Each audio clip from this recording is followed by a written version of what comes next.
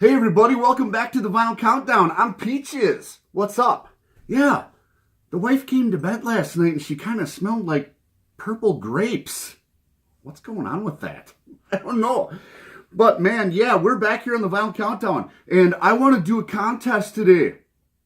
I'm liking this contest thing. I got my own contest going on, and then Pretty Green Vinyl Guy is having his kind of back to mine. So partner up, buddy. Yeah, Pretty Green Vinyl Guy. Okay, I just came across this guy pretty recently through getting some subscriptions, and then we traded back and forth like everybody should do. You know what I'm saying? And so I got to watching his response to my video, and I'm like, what is going on here? You should see his background. I'm telling you, it's not like mine. Mine's all cluttered up. Okay, his got like, it's like I'm watching a sleek, like retro movie from the 70s or the 60s or something. Everything in his room is spotless, and he has the coolest vintage stuff behind him in his videos. He's got these two awesome tower speakers coming up like water towers on a desk, and they might be like vintage Bose if I'm not mistaken. Yeah, and then they're kind of like this golden brown, and then in the back it's brown, it looks like behind him to kind of match the speakers, and then he's got this cool receiver, record player, all vintaged out and looking absolutely 110% cool. And that's from my artsy fartsy side I'm talking. Yeah, I really appreciate that, man. So Pretty Green Vinyl, you have a completely awesome setup in the background. And I want to do your contest today, all right? I'm loving your channel, man.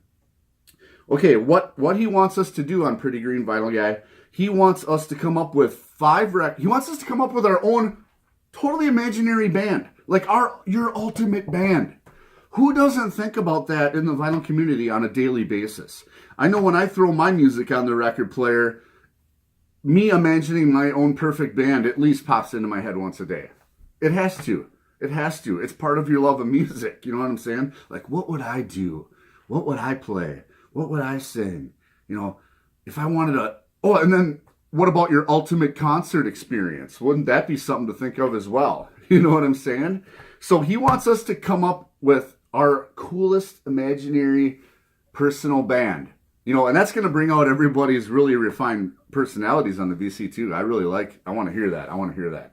So today then he wants 5 albums for each member of the band. Now, I'm sorry, you can disqualify me if you want, but in order to get my perfect band, I have to switch this up a little bit, okay?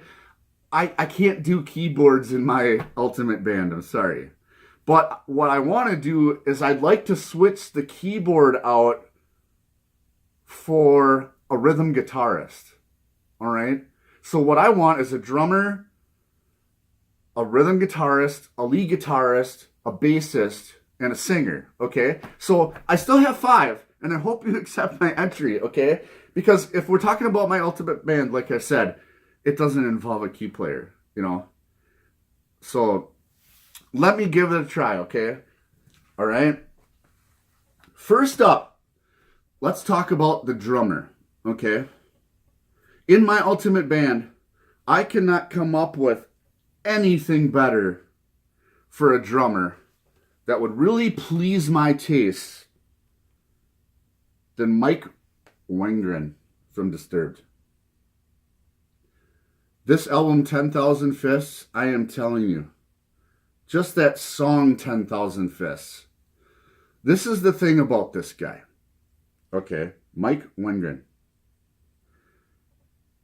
Can you imagine being a drummer and having to put up with all of the stops and starts in a song?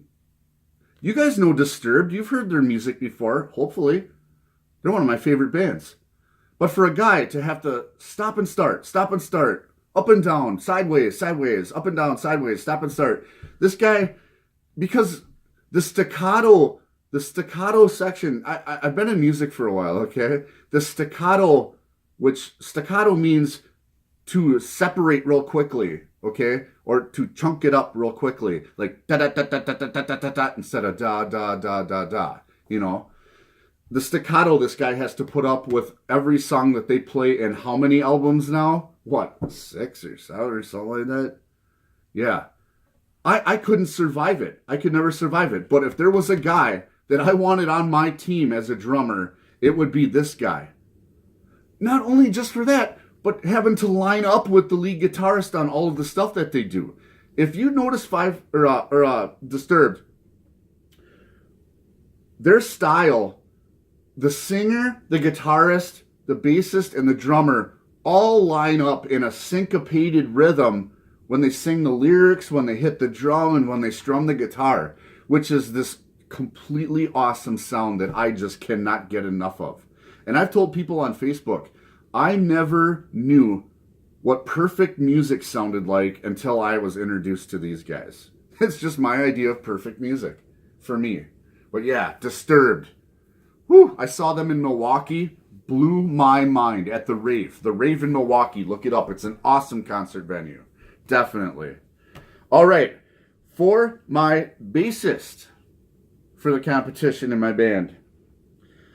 You know, I wanted to go with the Red Hot Chili Peppers, dude, because I've never heard anybody do anything with a bass like that guy does it. I can't remember his name right now, but the bass guy from the Red Hot Chili Peppers, he is slapping that thing.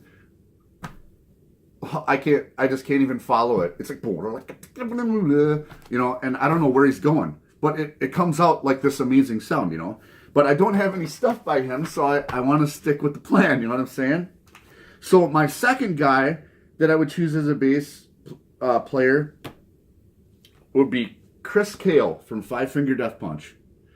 This guy looks like he is a giant that came out of the woods in a Lord of the Rings movie or something. His stage presence is unbelievable. If you look at the back of this album, yeah, he's the guy holding the chainsaw.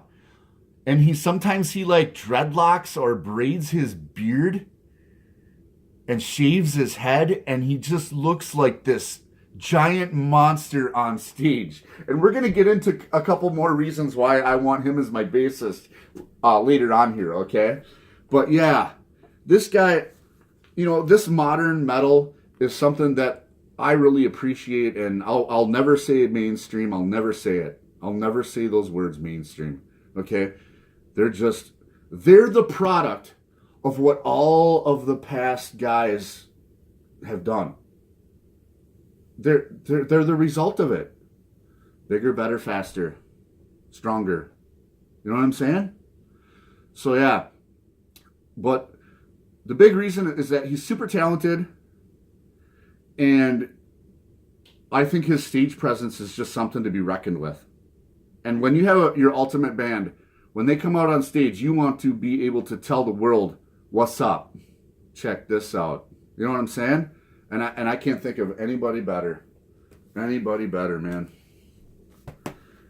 Okay. Now, I told you I wanted to switch out my keyboard player for a rhythm guitarist, because this is what I play guitar a little bit, okay? And what I'm telling you is I love that sound that you get from a band when you have the rhythm guy taking care of business with the bass guy on your right-hand side or your left-hand side, whichever you prefer. Most of them are on the right-hand side, your right, on stage. And there's nothing better than this rhythm guitarist chunking out these distortion power chords right next to the bass player, okay? And when they are taking care of the soul foundation of the song, there's a rhythm, or there's a lead guitar over on the other side of you that can really start hitting the drag strip. You know what I'm saying? Yeah. So the guy I picked for my rhythm guitarist is none other than Mick Mars from Motley Crue. And you know what? It didn't take me but 2 seconds to figure this out. You want to know why? Because Mick Mars, through his entire career in Motley Crue, really did play rhythm guitar the whole time. Okay? Mick Mars is not Steve Vai. Mick Mars is Mick Mars. And this is my personality coming out here. When you got a guy bigger, faster, And racier is not the answer all the time. And Metallica found that out with the Black Album, okay? You don't have to go a million miles an hour to be an awesome, awesome guitar player. And when it came to just raw, taking care of business on power chords, Mick Mars, you couldn't beat him. And one of the other albums that showcases his work is Theater of Pain. Okay, Theater of Pain is probably one of the least liked albums from Motley Crue, generally. But I'm telling you, if you go back and you listen to Theater of Pain, the whole album from Motley Crue, Mick Mars is playing rhythm guitar the whole time, even though he's considered the lead guitarist. Okay, and there is nobody ever that I can come up with that played power chords like this guy. This guy never got the credit he deserved for being a world-class guitar player. And, you know, I showcased this album, Dr. Feelgood, because Kickstart My Heart, you know, Dr. Feelgood, this is where he took the chunky power chords and blew your doors off with the rhythmic ability, with the rhythm part of making power chords flow. You know, it wasn't as separated as it was on the Theater of Pain. You know, the syncopation or the staccato wasn't as much on as it was on the Theater of Pain album. This is where it flowed a little bit more. And I'm telling you, as far as I'm concerned, this is some of Motley Crue's greatest work. I'm telling you. Yeah. Definitely. Mick Mars on rhythm guitar. I would have gave him lead guitar position. But the thing of it is I kind of consider his health and the way I've learned about he has a lot of back problems and spinal problems and things. And I'm like, you can sit on a chair, man, if you want. I just want you to play guitar for me. You know what I'm saying? So, if we're talking current, yeah. Mick Mars sitting in a chair. I don't care. He's got the job. If him and the other guy I picked want to switch off, that's fine with me. All right? They can play whatever they want. And this might be a little common for my selection for lead guitar. All right? But you can't deny it. And one reason you can't deny it, other than this guy's absolute world-class fame, is that he plays a Gibson Les Paul. Okay? Most of the time. And I will not allow anyone to be in my band as a lead guitarist if they are not playing a Gibson Les Paul Custom, okay, or a standard, all right? The sound that comes out of that guitar is so distinctive and so raw and so everything about straightforward metal that nothing else could take its place. Jackson can try, but they're not going to bring to the table what a Gibson Les Paul or this beautiful Hamer USA Les Paul style will bring to the table. You know what I'm saying? So the guy that I picked for, you know, no surprise, Slash from Guns N' Roses. This guy, I want him on my side over here concentrating on what he does best, playing lead guitar. And I want Mick Mars over here taking care of the business end of things. All right? This guy plays a Gibson Les Paul like nobody's business. You know, and I had considered Joe Bonamassa for this position. Okay? For some reason. Because he plays that Gibson Les Paul. But, you know, Slash has got the experience. He's done a lot of work. He's done a lot of work with a lot of people. And he's done a lot of touring. Okay? And the guy is dependable. He's there every day. You know what I'm saying? I don't know, man. Everybody knows Slash. Everybody knows what he plays. And if you want to showcase an album, this might be the one. Okay? Appetite for Destruction is a no-brainer. Okay? But you want to showcase some stuff? I like this one. Slash from Guns N' Roses on Peach's band, lead guitar. And you guys are probably going to be able to get this one as well. All right? You guys are probably, if you know me by now, you're going to know who I picked as my lead singer. Me. No. I wish. I would love to be the lead singer. But my lead singer for my ultimate band is Sebastian Bach from Skid Row. As far as I'm concerned, this guy cannot be beat, will not be beat, and will hold the world record for the best metal vocalist of all time. This guy, I'm a huge fan of Skid Row, but if you listen to this and Slave to the Grind, the studio albums on vinyl or on CD or whatever you want to play them on, because they all sound good, okay? Really listen to the way this guy sings and the control he has and the range he has and the volume he has.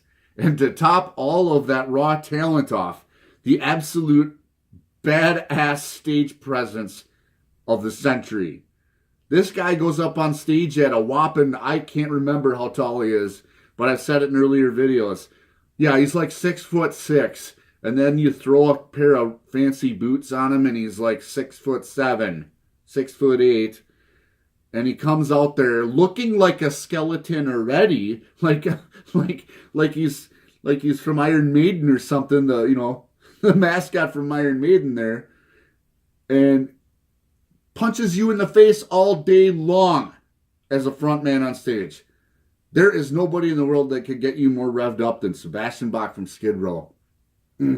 Yeah, the guy's got a major attitude, but to showcase his work, the first album, smashed full of hits, smashed full of attitude, and smashed full of what I think these guys wanted all along as a group, is to be what this album is. And thank God for the songwriting from this group, too. Can't believe it. All right. So Sebastian Bach is the lead singer of, and what's the name of my band? You Bet. Yeah, U-B-E-T. That's the name of my band. So when everybody says, hey, you ever heard of that band? You Bet. So yeah, it's coming straight out of Minnesota. And then their second album would be called You Bet and You Do. The second album. All right. Well, I had a great time being in your contest. Pretty Green Vinyl Guy. And the best of luck to your station, your channel, and congratulations on 100 subs. And I see you're already well on your way past 100 subs, man. And I'm going to be keeping track of what you're doing, because I love the way your channel looks. Not only what you're talking about, but the way your channel looks. It's awesome. So congratulations. And this is Peaches from the Vinyl Countdown. And you guys have a great night. All right.